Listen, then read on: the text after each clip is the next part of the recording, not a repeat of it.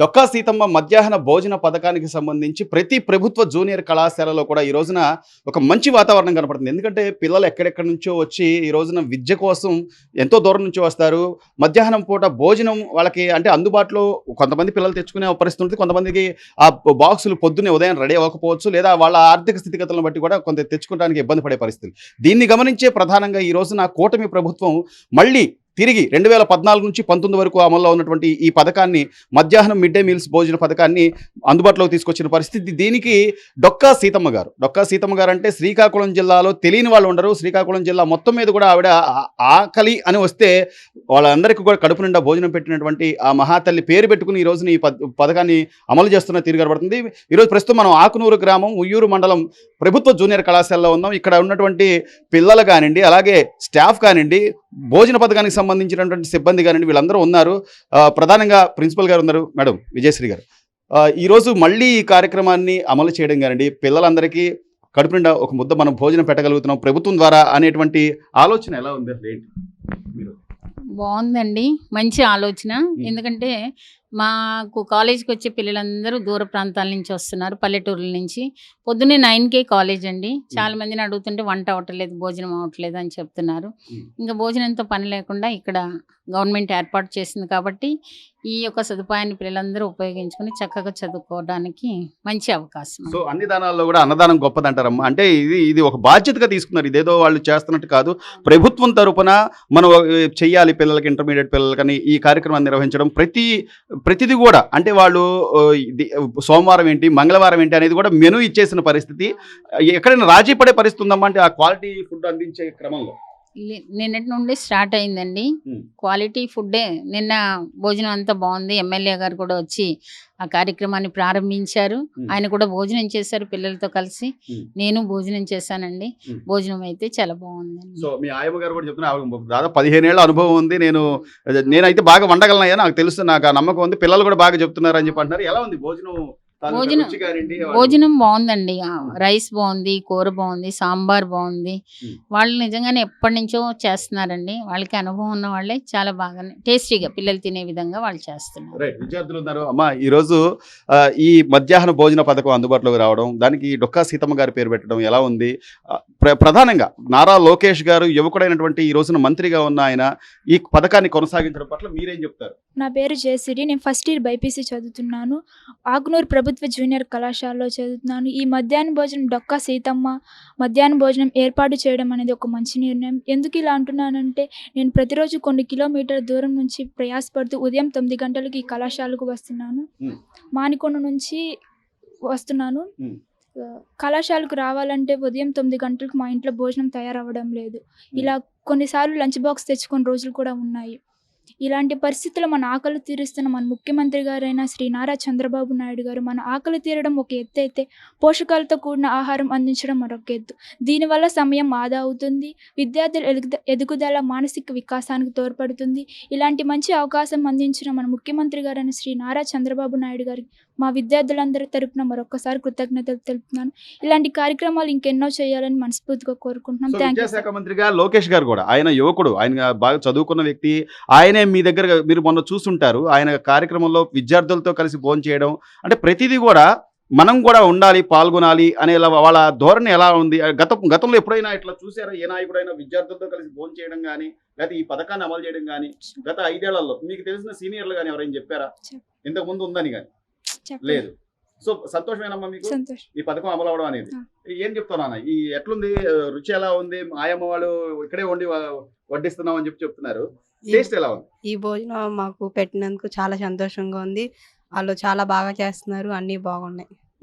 Principal గారు కూడా దగ్గర చూస్తున్నారా? అన్ని చూస్తున్నారు, ఏం కావాలంటే అవి అందించడం కానీ అందిస్తున్నారు. రైట్. అయ్యమ్మా, నువ్వే చెప్తావు. ఈ రోజున ఈ మధ్యాహ్న భోజన పథకం మళ్ళీ అమలు అవ్వడం గత 5 ఏళ్లలో తీసేశారు నాన్న. ఇప్పుడు మీరు ఫస్ట్ ఇయర్ విద్యార్థులేనా, సెకండ్ ఇయర్ విద్యార్థులు? Second year. So last year అయితే లేదు కదా ఇది? లేదండి. లాస్ట్ ఇయర్ అసలు ఈ పథకం మీకు తెలుసా ఏమన్నా? తెలియదండి. లేదు. అప్పుడు ప్రభుత్వంలో అయితే అందుబాటులో లేదు. సో ఈ మధ్యాహ్న భోజనం అందించడం ఎలా ఉంది? చాలా సంతోషంగా ఉందండి. మరియు పోషకాలతో కూడిన ఆహారం కూడా అందించడం మాకెంతో సంతోషంగా ఉంది. నేను కూడా ఎన్నో కిలోమీటర్ల దూరం నుంచి వస్తున్నాను. ఒక్కొక్కసారి ఇంట్లో లంచ్ బాక్స్ చేయడం అనేది చాలా కష్టమవుతుంది. కొన్ని రోజులు తెచ్చుకొని రోజులు కూడా ఉన్నాయి.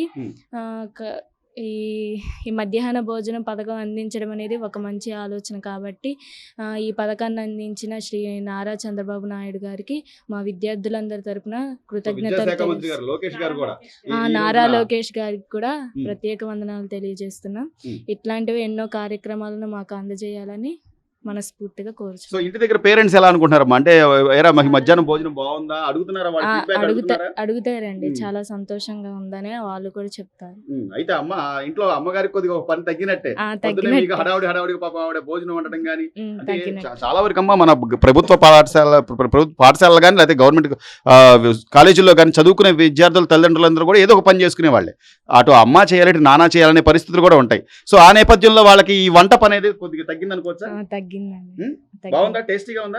టేస్టీగానే ఉందండి. రైట్ చాలా నాన్న నూరా ఏం చదువుతున్నావు ఏంటి? ఈ మధ్యాహ్న భోజన పథకం గురించి ఏం చెప్తావు?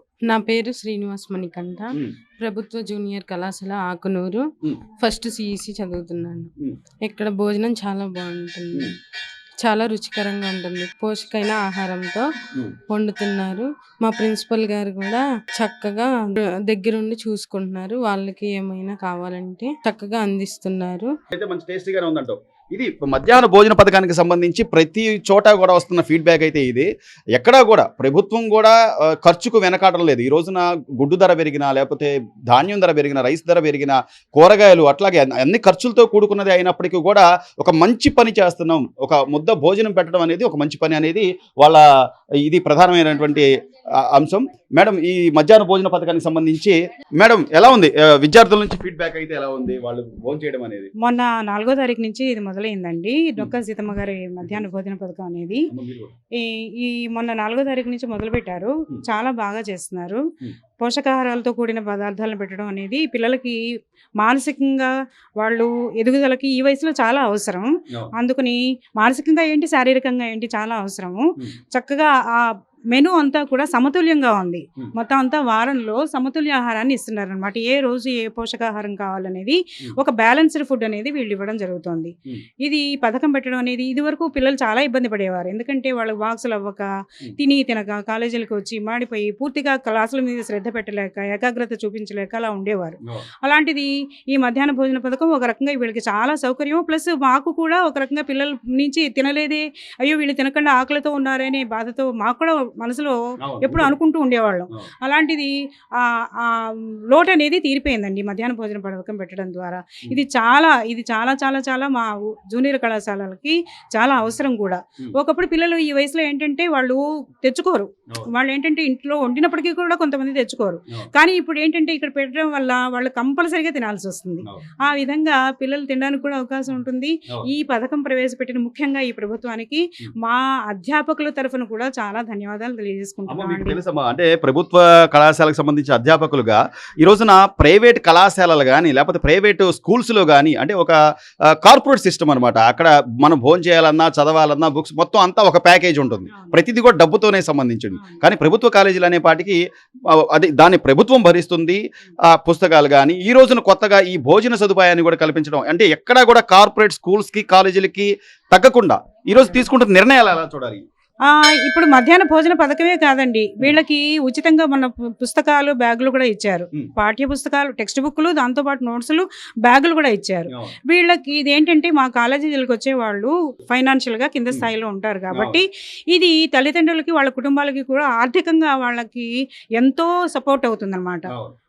ఇప్పుడు వీళ్ళ పాఠ్యపుస్తకాలు కొనాలంటే అది టెక్స్ట్ బుక్లు కొనాలంటే చాలా ఖర్చుతో కూడుకున్న పని. ఒక్కొక్క టెక్స్ట్ బుక్ చాలా ఖరీదు ఉంటుంది. అలాంటిది ఈ టెక్స్ట్ బుక్లన్నీ కూడా ప్రభుత్వం సప్లై చేయడం అనేది ఈ సంవత్సరం అనేది చాలా చాలా చాలా మా కళాశాల విద్యార్థులకు ఎంతో ఉపయోగకరంగా ఉన్నాయండి. ఇవన్నీ కూడా ప్రభుత్వం ప్రవేశపెట్టిన ఈ పథకాలు ఏవైతే ఉన్నాయో అవన్నీ కూడా మా కళాశాల విద్యార్థులకి చాలా ఆర్థికంగా ఇంట్లో వాళ్ళ కుటుంబానికి కానీ మా విద్యార్థులు కొనుక్కోలేదే అని అస్తమానం మేము టెక్స్ట్ బుక్లు కొనుక్కోలేదు అని అడిగేవాళ్ళం ఇది వరకు. అలాంటి అలాంటిది ఇప్పుడు ఇది ఇవ్వడం ద్వారా వాళ్ళకి మేము చెప్పడానికి కూడా మాకు సులభం అవుతుంది. సార్ ఈ రోజున ఈ మధ్యాహ్న భోజనానికి సంబంధించిన కమిటీలో మీరు కూడా ఒక మెంబర్గా ఉన్నారు. అంటే ఎక్కడికక్కడ మీరు పరిశీలిస్తుంటారు కరెక్ట్గా వీళ్ళకి ఫుడ్ అందుతుందా లేదా, లేకపోతే నాణ్యమైన ఫుడ్ వస్తుందా లేదా అనేది కూడా. ఈరోజు ప్రభుత్వం తీసుకుంటున్న నిర్ణయాలను ఎలా చూడాలంటే, ఒక చదువుకున్న వ్యక్తి విద్యాశాఖ మంత్రిగా ఉండి ఆయనకు బాధ్యత తెలుసుంటే ఇలాంటి నిర్ణయాలు బయటకు వస్తాయని అనుకోవచ్చు అంటారండి. ఈ నిర్ణయాన్ని ఖచ్చితంగా మా గవర్నమెంట్ లెక్చరర్ అసోసియేషన్ తరపున మా కళాశాల తరపున మేము స్వాగతిస్తున్నామండి. చాలా మంచి నిర్ణయం. ఎందుకంటే గవర్నమెంట్ కాలేజీలకి పిల్లలు చాలా దూరం నుంచి వస్తారండి. కొన్ని ప్రాంతాల నుంచి వచ్చే పిల్లలకు ఉదయం 7 గంటలకే బయలుదేరాల్సి వస్తుందండి. మరి 7 గంటలకి పిల్లలకి లంచ్ బాక్స్ అవ్వడం అనేది పేరెంట్స్కి చాలా కష్టంతో కూడుకుంది. వాళ్ళు పనులకు వెళ్లాల్సి ఉంటుంది. మరి చాలా హడావిడిగా ఉంటుంది. ఒక్కొక్కసారి వండే పరిస్థితి కూడా ఉండకపోవచ్చండి కొన్ని ఇళ్లల్లో కనుక మనం చూసినట్లయితే. మరి ఈ పిల్లలకి చాలా హెల్ప్ఫుల్ చేస్తుందండి. పిల్లలు అటెండెన్స్ పెరగడానికి కానివ్వండి, వాళ్ళు ఆరోగ్యంగా ఉండడానికి కానివ్వండి. సో ఎప్పుడైతే వాళ్ళు ఆరోగ్యంగా ఉండగలుగుతున్నారో అప్పుడు వాళ్ళు చదువు మీద కూడా వాళ్ళ మనసుని కేంద్రీకరించగలుగుతారండి. ఫలితాలు కూడా చాలా చక్కగా వస్తాయని మేము ఆశిస్తున్నామండి. మన యువనేత విద్యాశాఖ మంత్రి గారికి మా అసోసియేషన్ తరఫున ధన్యవాదాలు తెలియజేస్తున్నామండి. చాలా మంచి నిర్ణయం అండి ఇది. ఇంతకుముందు అమలు చేశారు, దీన్ని ఆపేశారు మధ్యలో ఒక 5 సంవత్సరాల పాటు. మళ్ళీ దీన్ని పునరుద్ధరించినందుకు ప్రభుత్వానికి మరొకసారి ధన్యవాదాలు తెలియజేస్తున్నాం. విద్యార్థుల నుంచి ఉపాధ్యాయుల వరకు కూడా వాళ్ళు తమ సంతోషాన్ని వ్యక్తం చేస్తున్న పరిస్థితి కనిపిస్తుంది. అయితే ఇక్కడ ప్రతిదీ కూడా అంటే ఆ మెనూకు సంబంధించి కానివ్వండి, అట్లా మనం వంటగది చూసాం. ఆ వంటగదికి సంబంధించి కూడా వాళ్ళు చేస్తున్నటువంటి శుభ్రమైనటువంటి పరిస్థితిలో వాళ్ళు వంట పూర్తి చేస్తున్న పరిస్థితి కనిపిస్తుంది. ఈరోజు మెనూ ఒకసారి పరిశీలిస్తే సోమవారం హాట్ పొంగల్, ఉడికించిన గుడ్డు, కూరగాయల పలావ్, గుడ్డు కూర, వేరుశెనగ చిక్కీ. అలాగే మంగళవారం వచ్చేపాటికి చింతపండు పులిహార, దొండకాయ టమాటా పచ్చడి, ఉడికించిన గుడ్డు, రాగి జావ. అలాగే బుధవారం కూరగాయల అన్నము, బంగాళాదుంప కుర్మ, ఉడికించిన గుడ్డు, వేరుశెనగ చిక్కీ. అలాగే గురువారం సాంబార్ బాత్, నిమ్మకాయ పులిహోర, దొండకాయ టమాటా పచ్చడి, ఉడికించిన గుడ్డు, రాగి జావ. అలాగే శుక్రవారం అన్నము, ఆకుకూర పప్పు, ఉడికించిన గుడ్డు, వేరుశెనగ చిక్కీ. అలాగే శనివారం ఆకుకూర అన్నము, పప్పుచారు, తీపి పొంగలి, రాగి జావ.